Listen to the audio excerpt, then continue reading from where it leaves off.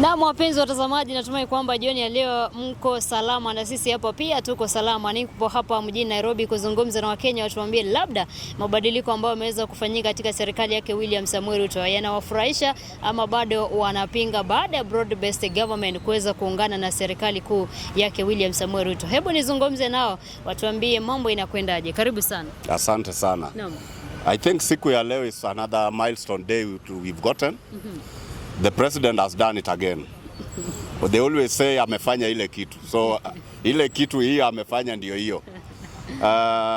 More so when it comes to health, I think I'm a bit enlightened kwa sababu I believe in Duale. I've never seen anything negative based on the dockets he's been given so far. And being Duale is worked from a community point of view because his history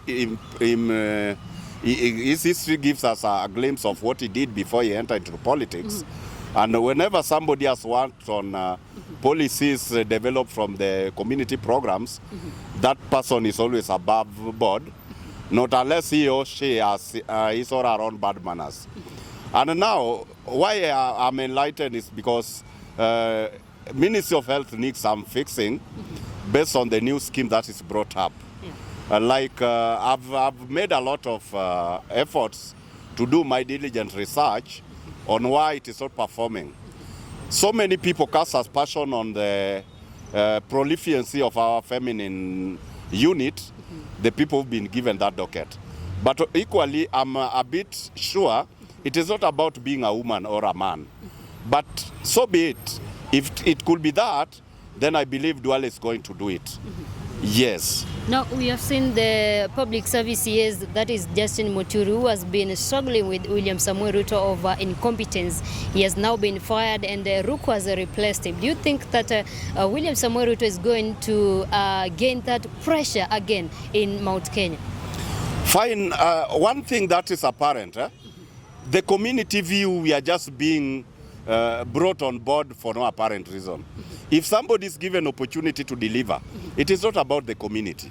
But if I come to talk about Muturi's capability, is somebody I've known for some times because we did work with Muturi in Center for Multi-Party Democracy, that is CMD. But I don't need to talk much about him. But according to me, I knew Muturi is somebody who always want to be an opportunist. He always want to make people be happy from on both fronts, meaning he's a populist. Because when the president says Muturi is incompetent, I'll buy that concept. Reason being, you can never be competent without working out your policy papers and presenting them to the cabinet. But we've seen one minister in the name of Muturi trying to avoid cabinet sitting. So you wonder, how is this guy a cabinet minister, yet he cannot come and present what is from the docket? Two, Muturi has forgotten, despite the fact that he's a politician, but he's forgotten to be he's a civil servant. He's doing politics at the behest of Kenyans.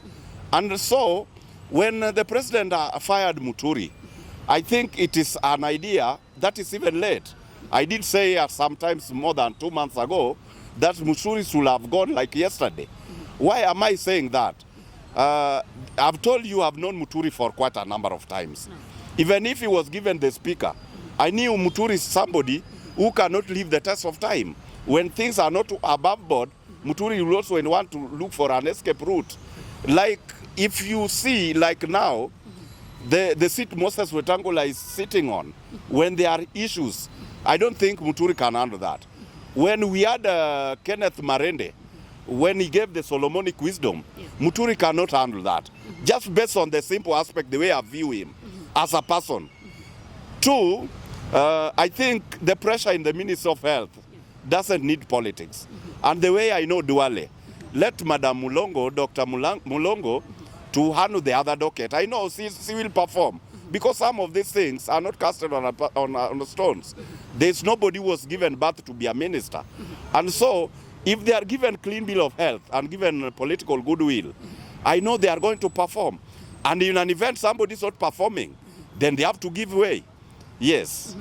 Now, moving swiftly from that, today we have seen that NPS, that is National Police Service, giving a praise about the police who went missing in Haiti there. But we have seen some pictures, dramatizing pictures there, a dead body of our officer. And now Kenyans are asking President William Ruto to bring back our police officer because they are comparing it with the banditry. Maybe we are facing the banditry, the terrorists there. Why is President Ruto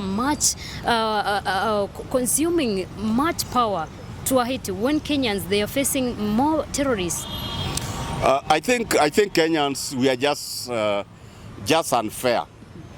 When I say Kenyans are unfair, I really mean it. Because you even go and ask a standard 3 dropout, we'll tell you how Ruto will work. The government of Kenya, or Kenya per se, is not an island. We have to work with other communities. And that's why the other time we were talking about foreign policies. Foreign policy even involves lending a hand to a neighbor. The moment the president was giving the special unit to go and help quell Haiti, I think the president is not mad. He knows the capacity we have currently at home is just enough, not unless somebody is playing games. And so when it comes to looking for the bodies or the pictures that are given there, I think you know how professional our young people are. These young people are able to put somebody in a coffin and that person is alive.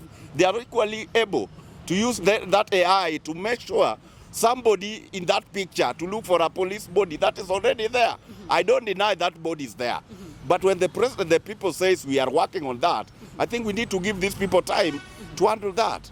And so, if you want to know how Kenyans are not honest, look at the previous years when our young ladies had issues in the Gulf. They were not making noise about it. They were not talking about it. But look for the latest one. When Ruto had the issue with the drug issues, everywhere was Ruto. Now everywhere is the police. Can we give government time to deliver? I think that's the only thing. And in an event, the government is working on that. We have an organogram, a system how the government works. The president cannot just wake up and do everything. There's a unit that is given that role to handle. And when they are handling it, they also have to look for the right protocol to follow. Yes. Now, we have seen last week, we saw an officer who was being buried at Narok, if I'm not wrong. We saw that the guy is very young, 25, 26 years. Does it mean that the other Haiti, the police officers who are in Haiti, they are being mixed with the young one who has no experience in fighting the gangs? Let me tell you, this version of experience is neither here nor there. When it comes to professionalism, professionalism is not pegged on age, but equally, if you want perfection, many a times it comes with age. And two, in the discipline forces, we need those who are still very aggressive, those who are energetic, those who are swift. You can never take serious operations with the old age, like somebody of my age. You can never take me to a battlefield. The battlefield is taken young people who are still swift and who are very aggressive. They are energetic. The only thing that is lacking with them is probably the training. But once the government or the authority concerned is contented, this lot are an elite in terms of what they are taught. I think the age should not come there. It is these young people. In fact, if the government decides to take people more than 35 years onwards to the battlefield, we are all going to go to get bodies. And so, from the way I know, I'm not a disciplined forces. I don't come from the discipline, but from where I know, battlefield requires young people. Look at any other time we have unrest. The Red Berets, you'll get the young guys. Those who are able to run almost 12 hours without getting tired, yes. Yeah. That is Ruto's diehard and Ruto's strong supporter from Jivanji. My name is Mercy. We shall be giving more news about what is happening right now in Kenyan politics. Goodbye.